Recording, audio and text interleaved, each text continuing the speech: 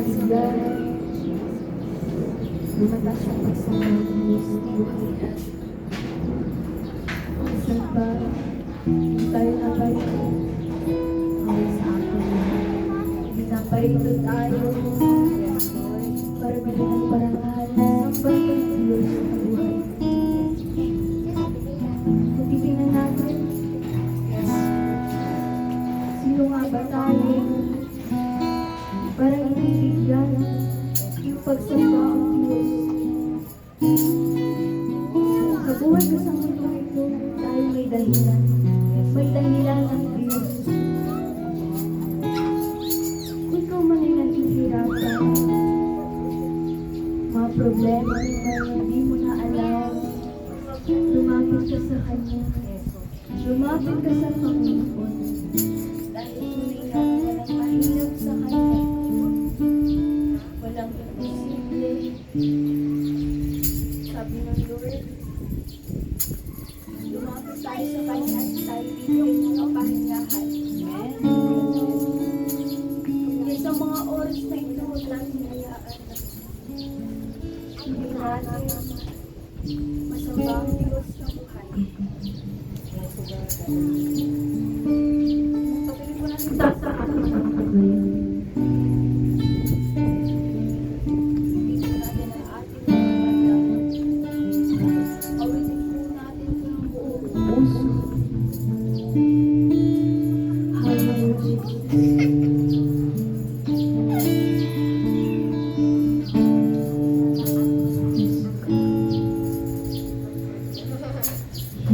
Sa aking kailangan,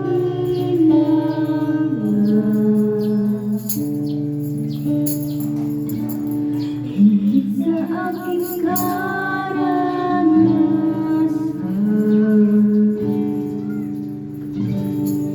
higit sa aking isipin, ay kaya kong gawin. Sa aking kalakasan,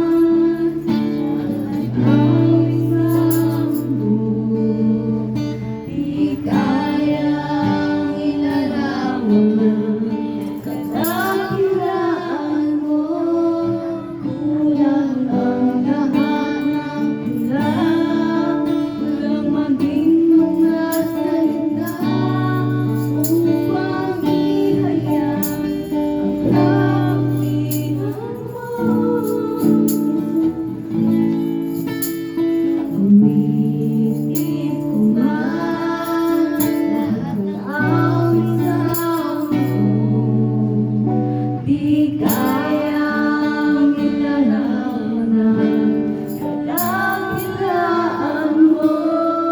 Kulang ang lahat ng tula, kulang maging mga salita upang ihayag ang kapihan mo.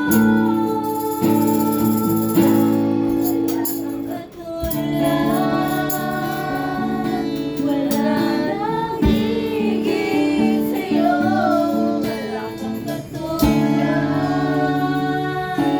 Wala nang papantay sa'yo, ikaw ang Diyos noon pa man, maging ngayon at kailanman. Sa habang panahon, wala kang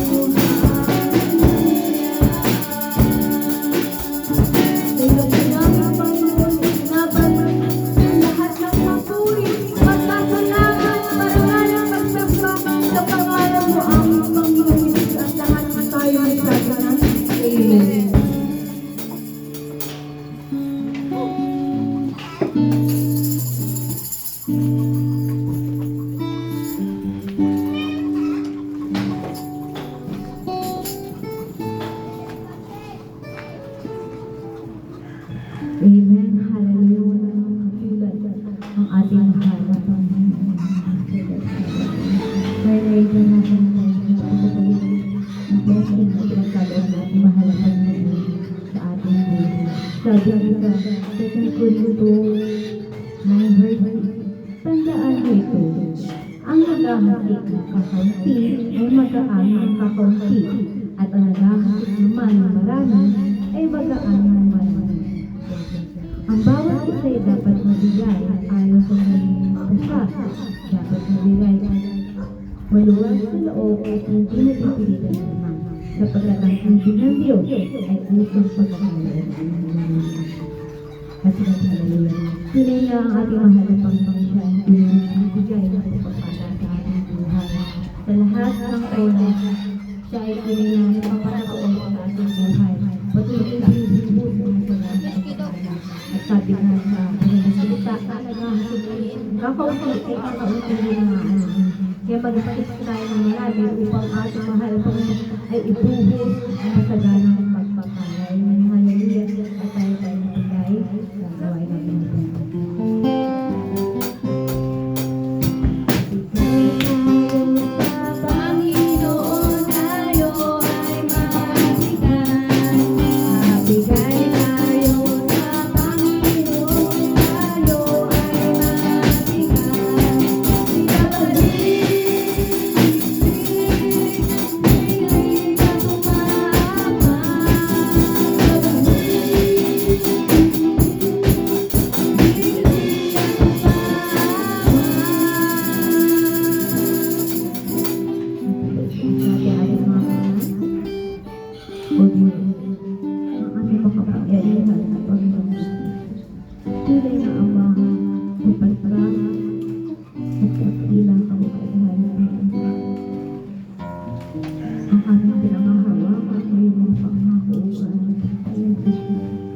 Patuloy ko ito sa mga kasalanang pagpapalood yun sa lahat ng bigay at hindi naman patuloy mong pagpalalang ang hallelujah upang Panginoon ay maibigay na Panginoon ang nanapat o ng hallelujah sa iyo ugat ng Panginoon pinag-asalahan ang pupulit pa sa salamat Panginoon sa kanya bilang pangalan ng Panginoon. Wala na yung sabi ng Amen. at ito na nga po ang pinakasentro ng gawain nito na patuloy na maparangal ang ating mahal na Panginoon. Tayo po ay tayo. Welcome natin ang banda sa ibigin ng ating mahal na Panginoon. Magitan ang pinamag-awa ang pinamahal ang gagamitin sa buhay ni Pastor Ernest.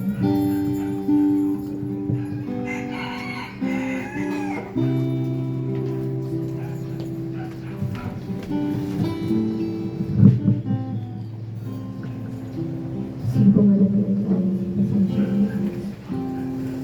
Panginoon, habang kami kami sa iyo ay asa. Habang kami may lakas, pupurihin ka namin. Dahil ikaw lang ang aming Panginoon. Na kung saan unay nagmamahal sa ating mga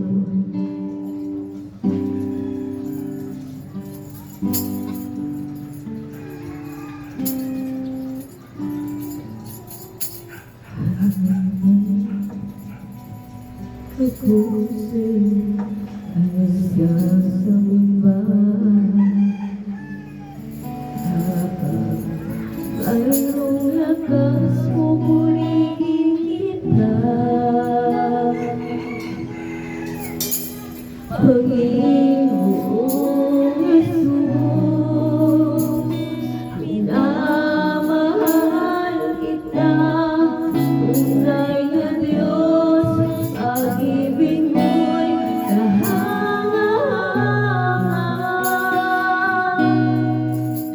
habang may hininga ako sa'yo ay sasamba habang mayroong lakas pupurihin kita Panginoong Jesus, minamahal kita, tunay na Diyos, pag-ibig mo'y kahangahan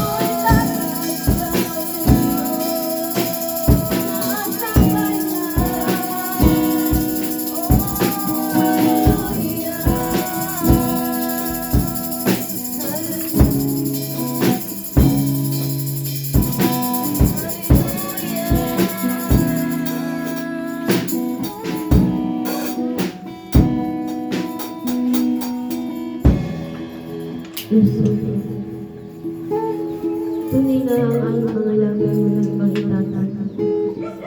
Walang ibang itataas, kundi ang kabutihan.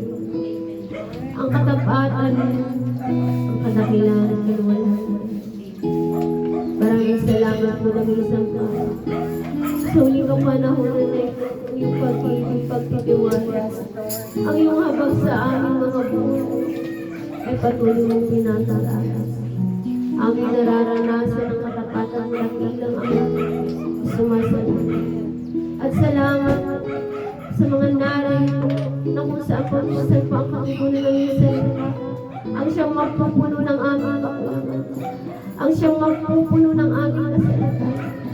At magdadala sa amin sa perfectong kaluan. Kaya ang agawin mo ang ayos. Dahil Holy Spirit, pangyayari mo ang ibig. Aming Panginoong Yesus, salitain mo ang mga pangako. At ang iyong lingkod ay mababa. At malaya ka na may pahayag. Ang kapahayagan mula sa labi ng Diyos. Ako'y mababahat. Ika'y maparangalan. At ika'y maluwalaan sa umaga. Kaya purihin at sandahin ka ang Panginoon Jesus. Sumayo alam ng kapulihan at lahat ng mga pinagpaalam ang nakandusin mo sa atin na Amen and Amen. Sige po, palakpak po natin ang ating Diyos. Sige po, ibigay po natin ang palakpak para sa ating mahal na Panginoon na kung saan nakila po sa ating mga buhay. Lord, Tayo po ay makakapos sa buhay. Tayo po ba ay napagpapakas sa umagang ito? May kausap po ba ako rito? Bless po ba tayo, church? Ang anong chapter, are you blessed? Amen. Kailangan po lagi po tayong pinagpala. Kaya alam niyo po ba, ito po yung araw na kung saan inihanda po ng Diyos para po sa atin upang patuloy iparanas po sa atin yung katapatan ng kanyang salita. Salita na kung saan magdadala po sa perfectong kalooban po ng Diyos upang tayo ay maging ganap at sakral sa harapan po ng ating Amang sumasalang. Kaya sa pangunguna po ng ating mahal na Panginoon at sa pamagitan ng kanyang lingkod, Pastora Richita Edradan at sa lahat po ng pamilya po ng Victorious Miracle Jesus Ministry ay bumabati po sa inyo ng isang maligaya, mapagpala at walang katulad na araw ng linggo sa pusan. Amen and amen. Kaya sa umaga po ito ay maririnig po natin yung dakilang plano po ng Diyos para po sa ating buhay. Mga salita po ng Diyos na magbubukas po ng ating pag-unawa. Kaya sige po tayo po lahat ay kung handa na, sama-sama po tayo magbukas po sa aklat ng Galatians chapter 6 verse 6. Sige po, sa lahat ng mga may Biblia, tayo po ay magbukas sa Galatians 6. At sa mga wala po ay makinig po tayo sa salita po ng Diyos. Nasusulat po rito sa aklat ng Galatians chapter 6, verse 6. Ang mga tinuturuan ng salita ng Diyos ay dapat magbahagi ng lahat ng magagandang bagay sa mga nagtuturo. Huwag ninyong inlangin ang inyong sarili, hindi maaaring tuyain ng Diyos kung ano ang itinanim ng tao, iyon din ang kanyang aanihin. Okay? Ang nagtatanim para sa sarili ng laman ay aanin ng pagkabulok mula sa laman. Ngunit ang nagtatanim para sa Espiritu ay aanin ng buhay na walang hanggan.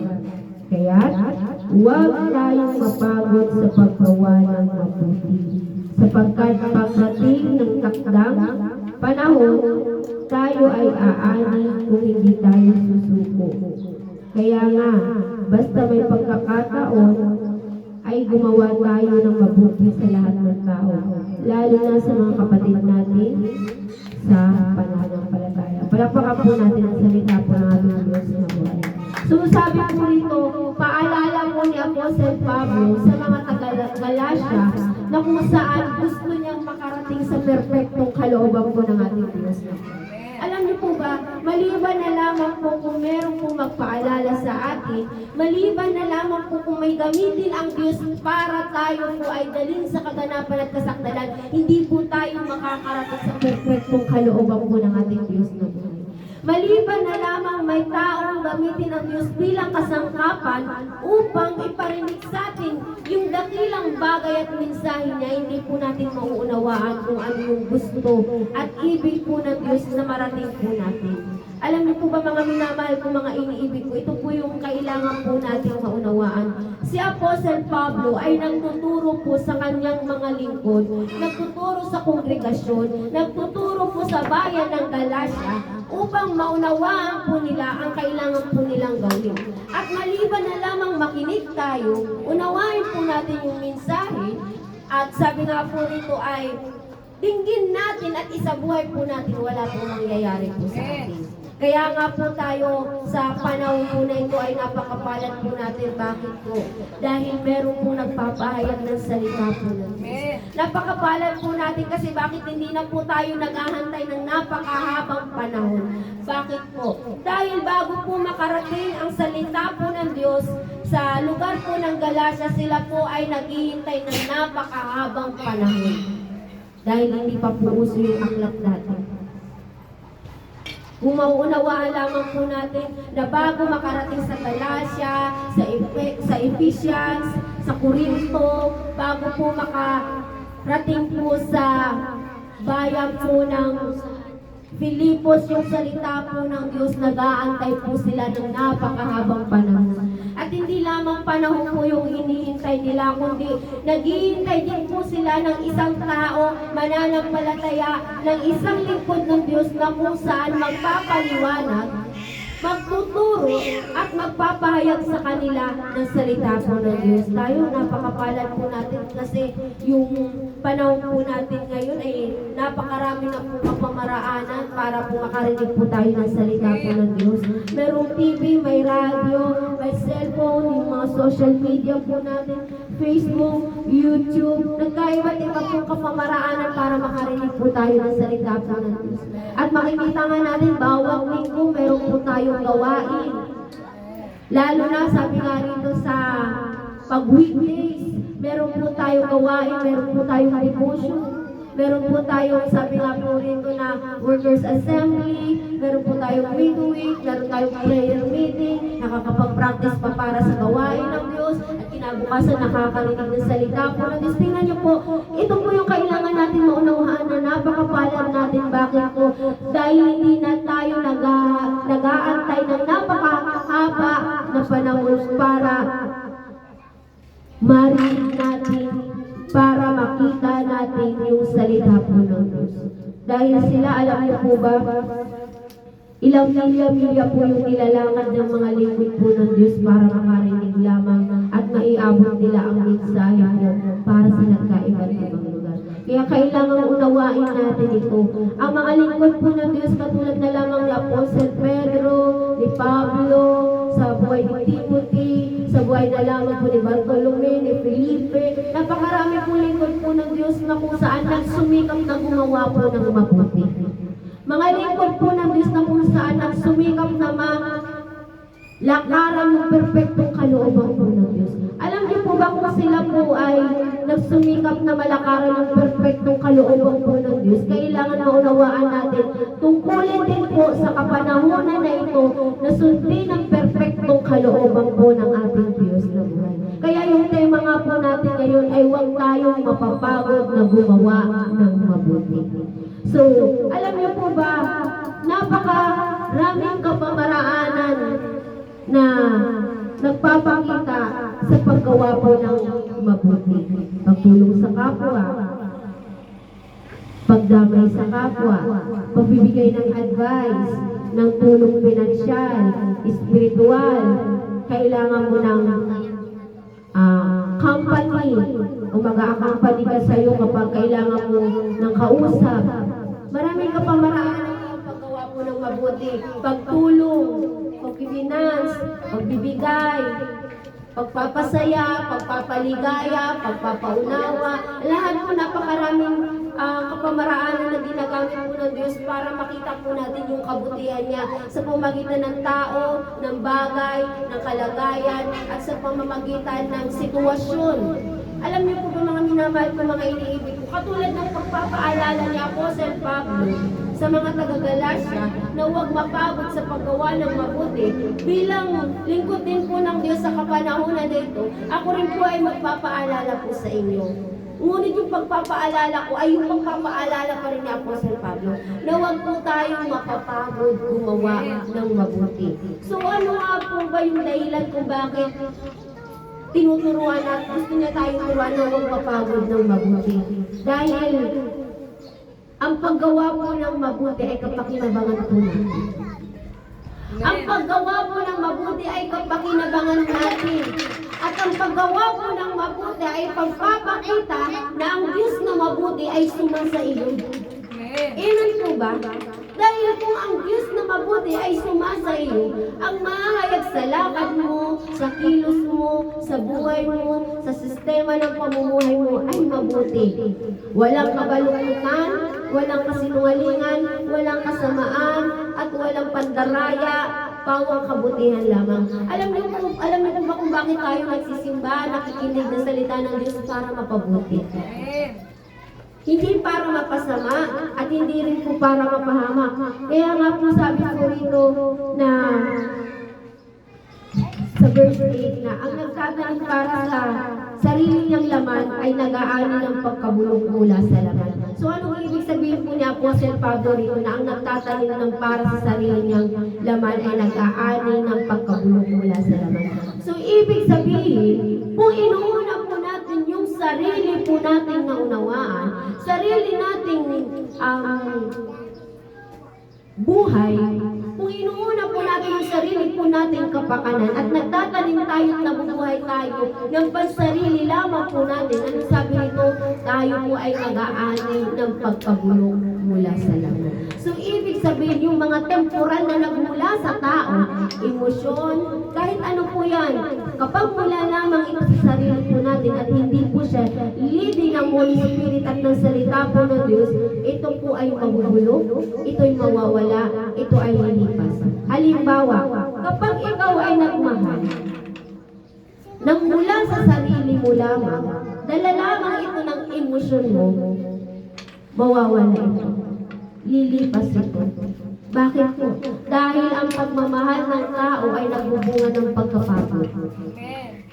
Nagbubunga ng selos. Nagbubunga po siya ng pagdaramdam, ng pagtatampo. Ang pag-ibig ng tao ay nagbubunga ng limitasyon. So, ibig sabihin may hangganan. Amen po ba? Amen po ba, church? May naunawaan po ba tayo? Dahil kailangan natin unawain ito. Paggaling lahat ng bagay sa sarili natin, lahat ito ay may katapusan. So, ibig sabihin, halimbawa, yung pagbibigay mo ay bunga ng sarili mo. Yung pagkakaloob mo ay bunga lamang ng sarili mo, mapapagod ka magbigay. Darating yung pagrereklamo, darating yung murmuring, darating na lamang na lagi na lang bigayan, lagi na lang ganito, lagi na lang ako mag-i-extend, lagi na lang ako mag-aabot. Kasi bakit nagbibigay tayo ng hindi galing sa Diyos, kundi galing sa sarili po natin. Alam niyo po ba mga minamahal ko, ito yung gustong alisin sa atin ng Lord. Na yung lahat ng ginagawa po natin na akala po natin ay mabuti, ay hindi pala natin ikinakabuti. Kaya gusto nang tanggalin ang sarili natin sa katawang ito at palitan ng Espiritu po ng Diyos. Dahil yung Espiritu po ng Diyos ay hindi po napapagod. Ang Espiritu ng Diyos ay hindi nagsasawa. Ang Espiritu ng Diyos ay hindi nagkakamali. At ang Espiritu po ng Diyos ay hindi po napapagod na ipakita yung lahat ng bagay na mabuti. Kaya sabi nga, kapag galing sa laman yung ginagawa mong pagmamahal, mapapagod, magsisisi